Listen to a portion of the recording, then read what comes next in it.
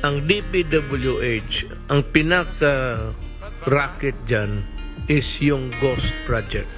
Susundin ang sabina ng Senado, ang susunod na doon ay arrest warrant. Yan ang banta ni Senate President Francis Escudero sa mga kontratista ng mga nakukusyong flood control projects kapag inisnab ang susunod na investigasyon ng Senate Pro-Rebel Committee sa September 1. Ayon kay Escudero, hindi siya pirmahan ang arrest warrant laban sa mga contractors na ipinasabina ng Senado. Alinsunod niya sa rules ng Senado, maaring ipaaresto ang mga ipinatawag na resource person na tatangging sumipot sa mga investigasyon, palpak na ghost projects. Sa ngayon, 10 kontratista ng ipinasabina ng Senado para paharapin sa investigasyon.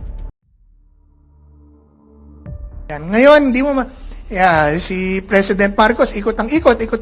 Siguro, puro Bulacan naman ang iniikot.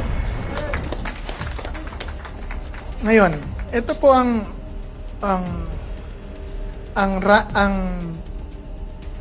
problema natin. Okay.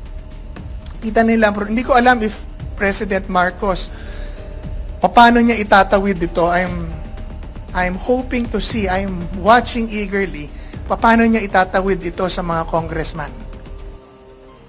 Paano niya itatawid ito? Contractor, hindi ang contractor, hindi pa DPWH.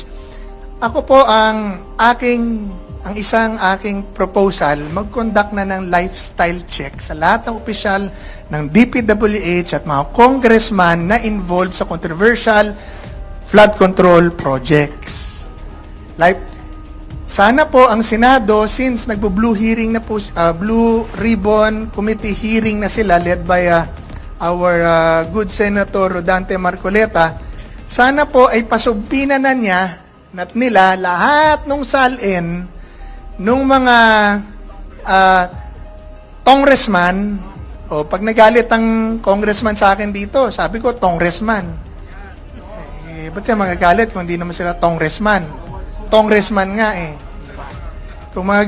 Kung pasumpina nila lang congressman salin, tsaka DPWH salin, para makikita na natin kung gaano ba talaga ang in-increase ng yaman or dinikrease ng yaman ng bawat isa. Nasa proseso po lahat. Para malaman muna natin.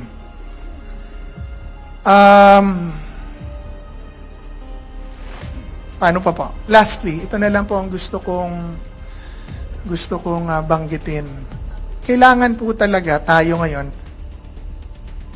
magkaroon tayo ng concerted effort na biyakin ang sobrang kapangyarihan na naibigay po natin sa Presidente, sa Kongreso. Pag sabi ko pong Kongreso, sama Senado doon, Kongreso, Police at COMELEC at National Government.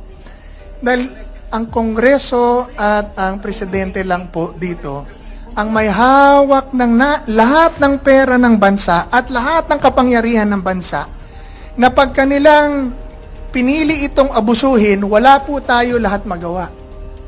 Pag pinili ng COMELEC na hindi ka manalo, hindi mo na alam kung tama ang boto na ibinigay sa iyo ni Miro. Hindi natin alam, wala naman tayong records.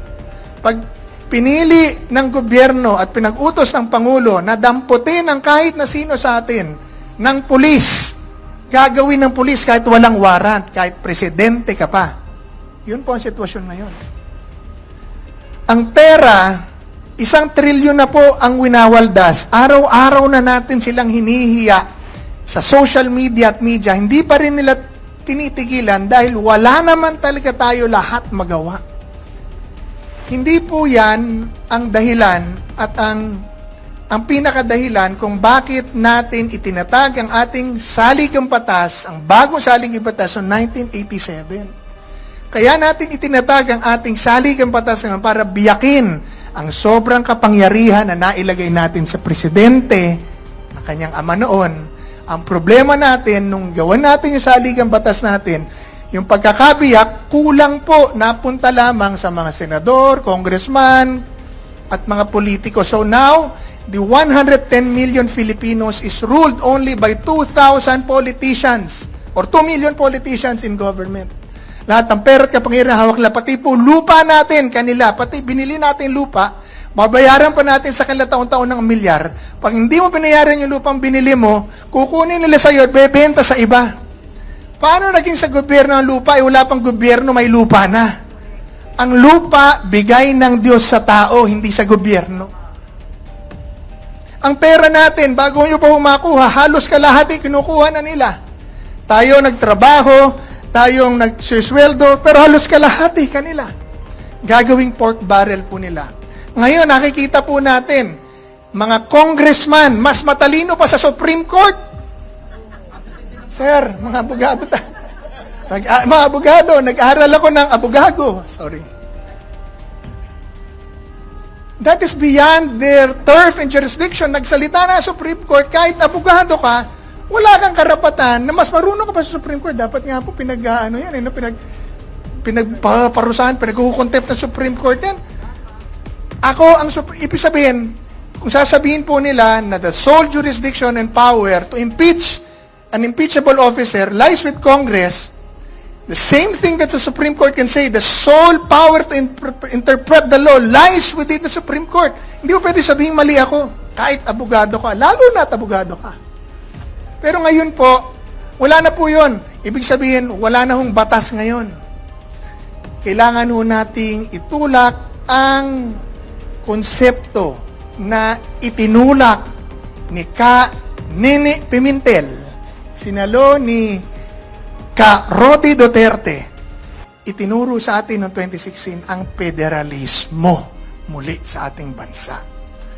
Pagka ginawa po natin yan, mabibiyak ang pera at kapangyarihan ng national government at lalakas po ang kapangyarihan ng local government para i-develop ang kanilang lugar. Dadami po ang trabaho sa Pilipino, dadami ang mga kumpanya na papasok, gaganda ang peace and order, mababawasan po ang korupsyon. So ang proposal ko po sa ating pamahalaan, na hindi nyo naman po ako dapat pansinin, pero gusto ko lang sabihin dahil kalayaan kong magsalita. Kung hindi natin mababago pa ang sistema ng pamahalaan ngayon, pero ngayong budget season, budget month na po ngayon, pwede nyo na pong biyakin ang pondo at ibigay sa local government at patakbuhin ang Economic Development Council mula po sa barangay yan. Barangay Economic Development Council hanggang Local Development Council, paakyat po ng National Development Council para ang mga tao ang magsabi ng mga programa at proyektong kailangan nilang pondohan na dadalhin po sa City Council, dadalhin sa Congress ng congressman at yun ang kanyang papopondohan. Para nasa Maynila ka, hindi ka binibigyan ng fertilizer. Hindi ka pinabaha, pero binibigyan ka ng flood control. Dahil ang programa nang gagaling po sa tao. Patakbuhin po nila yan, maraming problema sa korupsyon ng atin pong mababawasan. Then, the national government, the President, Senate, and Congress must oversee the implementation of these projects para pag mayroong mga local government officials na nag-corrupt ng mga proyekto, patanggal nila, kasuhan nila, imbestigahan nila. Pwede ho nilang gawin ngayon yan. Last, I'm sorry, ito po talaga ang last. Paliliwanag ko lang po sa inyo. Yung ginagawa po nila ngayon, nung time po namin, hindi ko sinasabing mas magaling kami sa kanila. Mas magaling na kayo, sige na. Pero ito lang yung ginawa namin. Lahat po ng ahensya ng gobyerno sa Pilipinas, Customs, BIR, Police, DOH, DPWH, DOJ, DSWD, pinalikha po namin under PACC when I became chairman ng National Anti-Corruption Coordinating Council at mga anti-corruption committees sa lahat ng mga opisina, lahat pati corrupt na opisina, pinalikha po namin ng mga anti-corruption committees para may nagbabantay at nagko-coordinate sa amin ng mga anomalya at mga issues na na-address kaagad. If they are really serious in fighting corruption this time, all they have to do is to reactivate the committees and the council that was already created by the PACC in 2021. Paltan na ho nila ang pangalan. Gawin lang po nila yan. Ngayon, hindi mo si President Marcos, ikot ang ikot. Siguro, puro Bulacan naman ang iniikot. Sana mahirap po for a president. I know he's doing this for the country, di ba? Para gumanda ang trust rate. Okay, fine. Pero to do this properly, efficiently, and like a government, activate nyo lamang po yung National Anti-Corruption Coordinating Council at pa-activate nyo po lahat ng mga anti-corruption committees at anti-red tape committees na nakatatag na po noon 2021 pa sa lahat ng opisina ng gobyerno. Makukuha nyo na po at kaagad. Siguro po, conservatively speaking, kalahating porsyento ng korupsyon sa Pilipinas, automatically, in 1 month, bababawasan. Yan po ang aking maliit na wag na niyong pansining mungkahi.